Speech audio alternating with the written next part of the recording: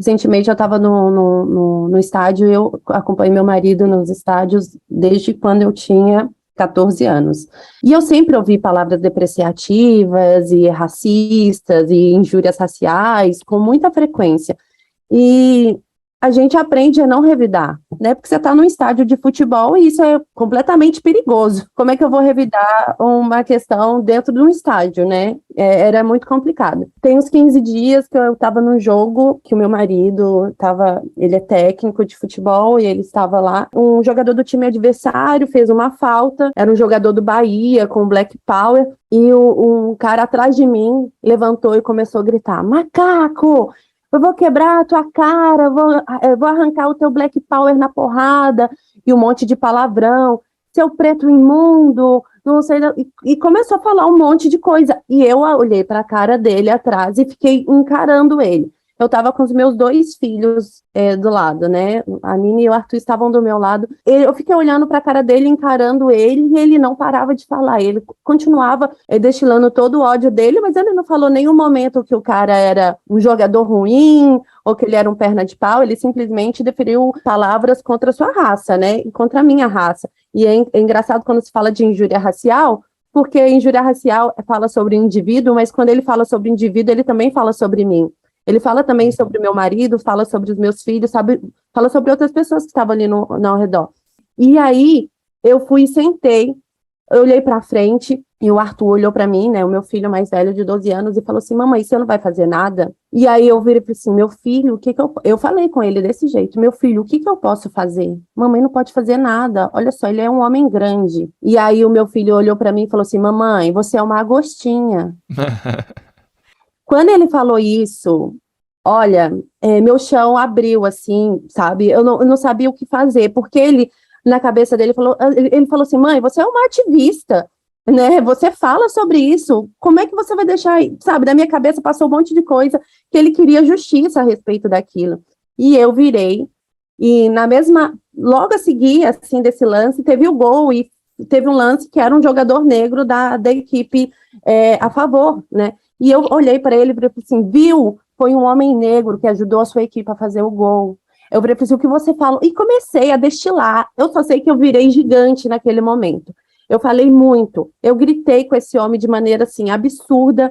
E eu xinguei, falei com ele que ele era um racista, que ele estava achando que ele poderia falar o que ele quisesse e eu ficaria calada, que se isso não teria consequências, que teria consequências sim, que ele não pode falar isso, e que ele estava desrespeitando não só uma pessoa, mas uma raça inteira, e não sei das quantas, falei um monte. O meu filho, eu senti que ele, quando ele estava numa postura impelida, assim, ele abriu o peito, e ele pensou assim: alguém está defendendo a gente.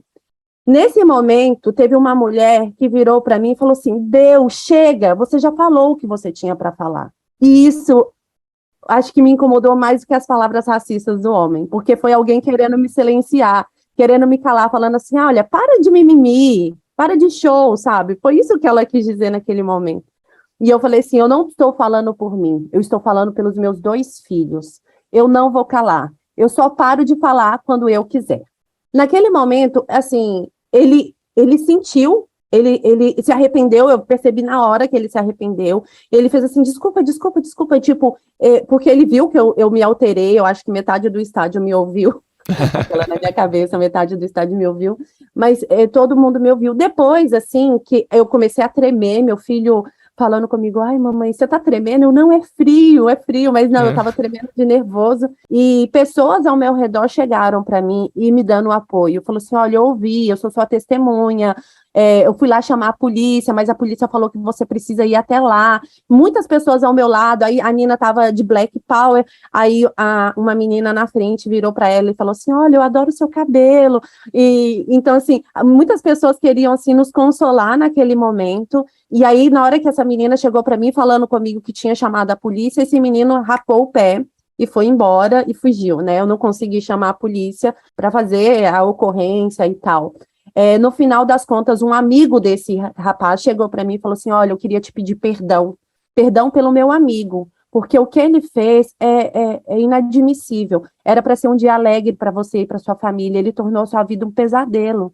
E eu vi que aquilo ali tinha surtido efeito de alguma maneira. talvez eu não mude o mundo, mas quando meu filho me lembrou que eu sou uma gostinha, me fez lembrar que eu posso mudar um pequeno mundo, pequenos 10 pessoas que estão ali à volta, que talvez vão repensar a próxima vez que quiserem praticar esse tipo de linguagem dentro do estádio de futebol. Talvez eu não mude o mundo, mas eu sei que eu posso mudar o meu pequeno mundo, e isso me fez sentir que vale a pena ser uma gostinha, sabe? Que ser uma gostinha é isso, é falar para mudar a nossa pequena sociedade, nossos núcleos das nossas igrejas, no ambiente eclesiástico, e isso valeu muito a pena, assim, para mim. Obrigado por compartilhar essa história. Eu acho que vai inspirar muita gente e isso deixa a gente muito revoltado mesmo. Eu gosto muito de futebol, né? Eu acho que você gosta também.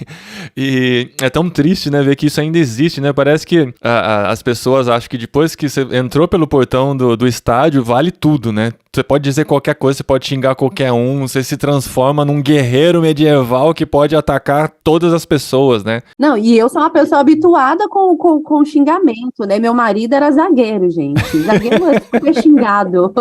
E treinador, então, piorou. Então, tipo, quando o mundo tá ruim, a culpa é do treinador. Só faltou ser juiz de futebol, né? Exatamente, aí acabou. Aí eu falo que vai voltando assim pra defesa, é o zagueiro, aí o goleiro super xingado, aí vem o técnico, aí o juiz acabou, a mãe do juiz é uma pobre coitada.